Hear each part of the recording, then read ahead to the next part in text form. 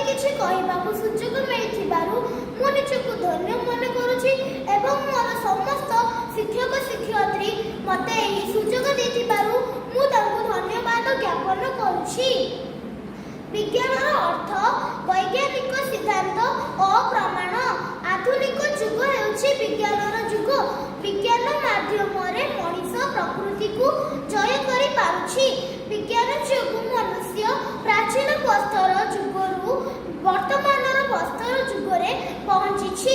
କୃଷି, ଶିଳ୍ପ, ଶିକ୍ଷା, ଚିକିତ୍ସା ଓ ମନୋରଞ୍ଜନ ପ୍ରଭୃତି କ୍ଷେତ୍ରରେ ବିଜ୍ଞାନର ଭୂମିକା ଅତୁଳନୀୟ। ବିଜ୍ଞାନ ସାହାଯ୍ୟରେ ମଣିଷ ଗଢ଼ିପାରିଛି ତାର ସାମାଜିକ ସ୍ଥିତି ଓ ବିକାଶ।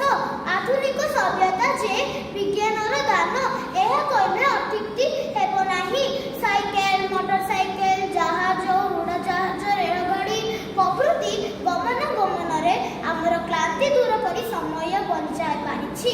ଚିକିତ୍ସା କ୍ଷେତ୍ରରେ ବହୁ ଔଷଧ, ଇଞ୍ଜେକ୍ସନ, ଏକ୍ସରେ ପ୍ରଭୃତି ଯନ୍ତ୍ର ଉଦ୍ଭାବିତ ହୋଇ ମଣିଷକୁ ନାନାଦି ରୋଗ ସଂକଟରୁ ମୁକ୍ତି ଦେଇପାରିଛି।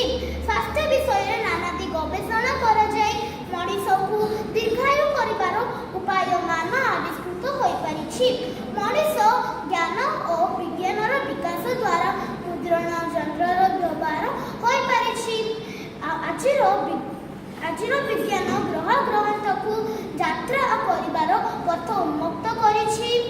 ଆଜି ବହୁତ କୃତ୍ରିମ ଉପଗ୍ରହ ମାନ ମହାକାଶକୁ ଯାଇ ପାଣିପାଗ ଓ ବିଭିନ୍ନ ବିପର୍ଯ୍ୟୟ ମାନଙ୍କରେ ସୂଚନା ପ୍ରଦାନ କରୁଛି।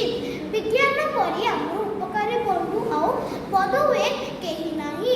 ବିଜ୍ଞାନ ଦ୍ୱାରା ଆମେ ଆମର କ୍ଳାନ୍ତି ଦୂର କରିପାରୁଛେ।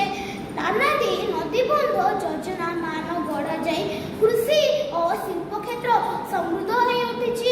ଉନ୍ନତ ମାନର ବିହତ ଓ ସାର ଦ୍ୱାରା କୃଷି କାର୍ଯ୍ୟରେ ବୃହତ ଉନ୍ନତି ପରିଲକ୍ଷିତ ହେଉଛି।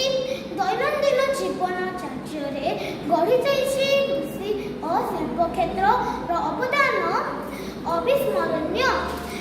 ଆଜିର ସମାଜ ବିଜ୍ଞାନ ଏହି ଯେଉଁ ଉପକାର ସାଧନା କରୁଛି ତାର ମୂଲ୍ୟଟେ।